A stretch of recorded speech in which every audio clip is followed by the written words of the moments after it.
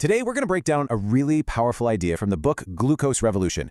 What if I told you that you could get a handle on your energy, your cravings, and even your long-term health without ever going on another miserable, restrictive diet? Let's dive in. You know that feeling, right? It's 3 o'clock in the afternoon and bam, a wave of exhaustion just hits you. Or maybe it's that intense craving for something sweet that feels completely unstoppable. Well, it turns out there's a real biological reason for that, and it's got nothing to do with a lack of willpower. The real culprit here is something called a glucose spike. So when we eat, especially things with carbs or sugar, glucose rushes into our bloodstream. Our body then releases insulin to pack it all away. But when that flood of glucose is too big, the insulin can overreact, causing our blood sugar to crash. That's the energy roller coaster that leaves you feeling wiped out, foggy, and yep, craving even more sugar to get back up. Now, this might just feel like a personal battle with your energy levels, but when that roller coaster happens over and over, day after day, it actually feeds into a huge, silent public health crisis. And suddenly, the stakes are way higher than just feeling tired in the afternoon. Just think about this number for a second. 98 million. That's how many adults in the United States alone are living with prediabetes. This is a condition where your blood sugar is consistently too high, but not quite high enough to be diagnosed as type 2 diabetes. It's a massive warning sign from our bodies telling us they're struggling to handle all these glucose spikes. To put that in perspective, that number means 1 out of every 3 adults. Just look around you, in your office, in your own family. This is not some rare health issue. It is woven into the very fabric of our modern lives, affecting a huge chunk of the population. And the impact, well, it goes way beyond just our personal health. The economic burden of diabetes and prediabetes is just staggering. We're talking over $400 billion every single year in the US from medical costs and lost productivity. This is a full-blown societal crisis. So, what's the fix? For decades, the advice has always been about counting calories, cutting fat, demonizing carbs. But the big idea here is a complete shift in thinking. The problem isn't just the food itself, it's the order and the timing of how we eat it. And this, my friends, is where the good news comes in. The solution is not some other complicated diet. Instead, it's about a few simple, science-backed hacks that can help you flatten that glucose curve and finally take back control. So let's get to the first one. Okay, this first hack is unbelievably powerful, and the best part is it costs you absolutely nothing. You don't have to change a single thing you're eating, it's all about food sequencing.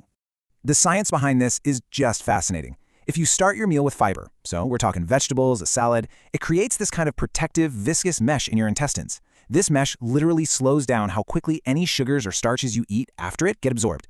This alone can slash the glucose spike of a meal by up to 75%. It's a total game changer. And this just illustrates it perfectly. So instead of diving right into that potato, you start with the broccoli. Then you move on to the steak, and you save that starchy potato for last. It's the exact same meal, same calories, but it has a radically different and much gentler impact on your body. Remember, fiber first, then protein and fats, and carbs and sugars last. Okay, let's get to the next hack. Now, this one might sound a little unusual at first, but trust me, the biochemical effect is seriously powerful. We're talking about vinegar. The secret ingredient here is something called acetic acid. It does 2 incredible things. First, it slows down the enzyme that turns starches into glucose, and second, it actually sends a signal to your muscles to start soaking up glucose from your bloodstream way more efficiently. And it's so easy to do. All you need is 1 tablespoon of any kind of vinegar, apple cider, white wine, whatever you've got, in a big glass of water. Just drink that about 10 to 20 minutes before you eat a meal with a lot of carbs or sugar. That's it. Simple. This third hack uses a really great metaphor that makes it super easy to remember. Never eat your carbs naked. Always put some clothes on them. So, think about it. When you eat a carb all by itself, like a piece of fruit or some crackers, it digests super fast, right? That causes a flood of glucose into your system. But if you clothe that carb by pairing it with some protein, fat, or fiber, you slow everything down. You turn that flood into a nice, gentle trickle.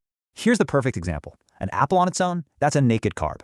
But an apple with a big scoop of almond butter, now it's clothed with healthy fat and protein, and that is going to dramatically flatten your glucose response. So simple, right? And that brings us to our fourth and final hack. This one uses something we all have access to right after we eat. A little bit of movement. Just think of your muscles as little glucose sponges.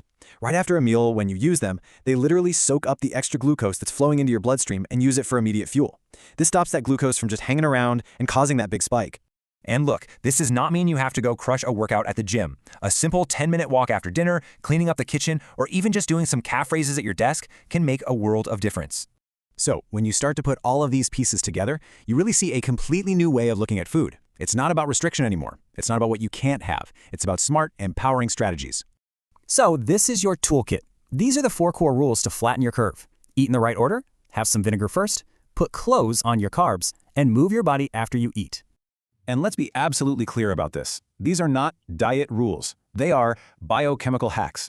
They are simple ways to work with your body's amazing chemistry, not against it, so you can thrive in a food world that is basically designed to keep us on that glucose roller coaster. And this leaves us with one final big thought. We are always looking for the next trendy diet, the next magic pill for health. But what if the secret has been right there on our plates the whole time? Not in changing what we eat, but simply in changing the order we eat it in.